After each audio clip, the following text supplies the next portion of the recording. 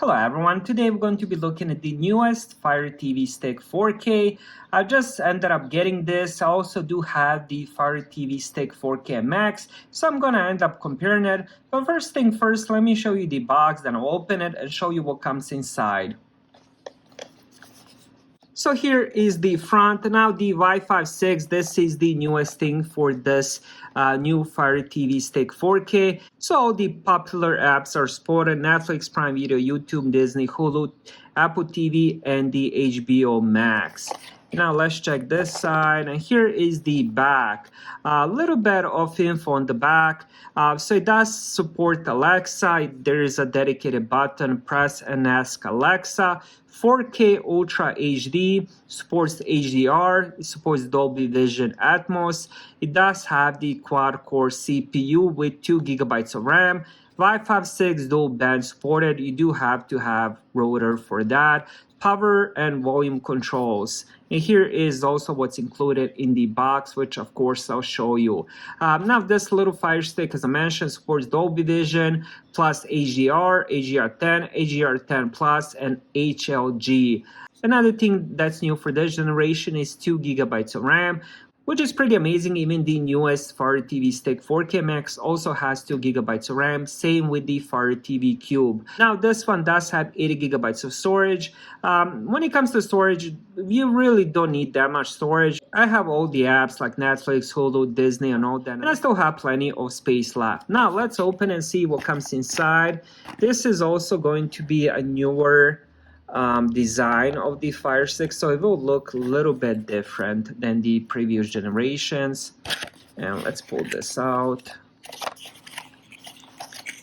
and I believe you just pull all this thing. Yeah, you just pull all this out. All right, now first thing first, let's check the okay, we'll leave the remote for last. Now this is one of my favorite things. At first I didn't see much use for it, but ever since I put the TV on my wall, this little thing has become really handy. If I can actually take it out, here we go.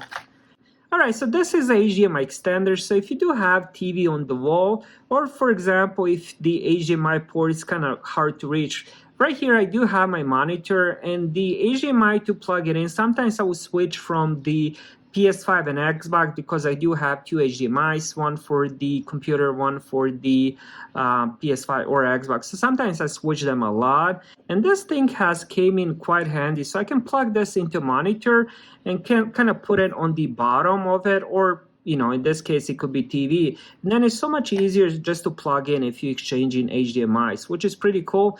Another good use for this is if you do have TV on the wall, so you can end up plugging it in and kind of leave it dangling from the bottom, so you can end up plugging something else in. So I definitely love the HDMI extender. Now here we do have power cable, USB Type A to micro USB. And let's see what else we have. We have the Fire TV Stick, which I'll show you next, but we do have a little setup startup guide. I ended up using quite a lot of Fire Sticks, so setting these up is really easy. All you have to do is just plug everything in and then just follow directions. And then there's also batteries, and then of course the power adapter, which should be right here. So that's for the power adapter, and then of course we get a couple of the batteries, and that's it, nothing else. So we have Amazon Basics, 2 AAA batteries for the remote. Now let's check the Fire TV Stick first. As I mentioned, it is a new design. It does look very similar, just a little bit different. Fire TV, we have the power micro USB here, and then the other end goes into HDMI or the HDMI extender if you do want to use it that way. Now let's check the remote, and here is a little bit of guide how to end up putting in the batteries.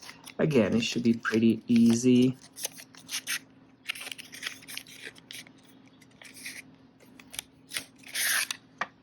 And here we go. Let's remove this.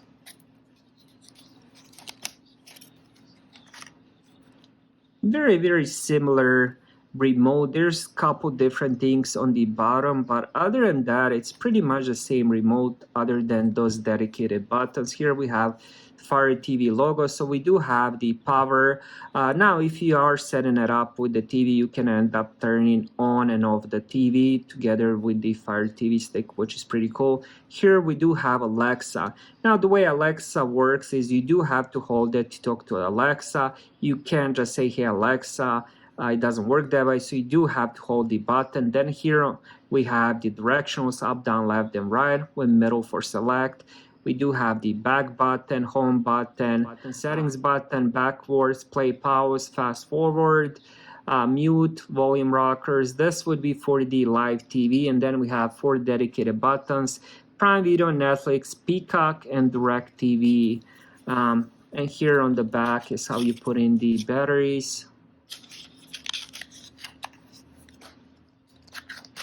Now to connect this to the TV is really simple. All you have to do is just connect the cable, one end to this, the other end into the power plug. Plug this into the wall outlet, plug this end into the HDMI port on your TV, turn it on, switch it to the HDMI where you plug that in, and that's it. Just follow directions. It literally guides you through everything. So even if you're not tech savvy, this is really easy thing to do.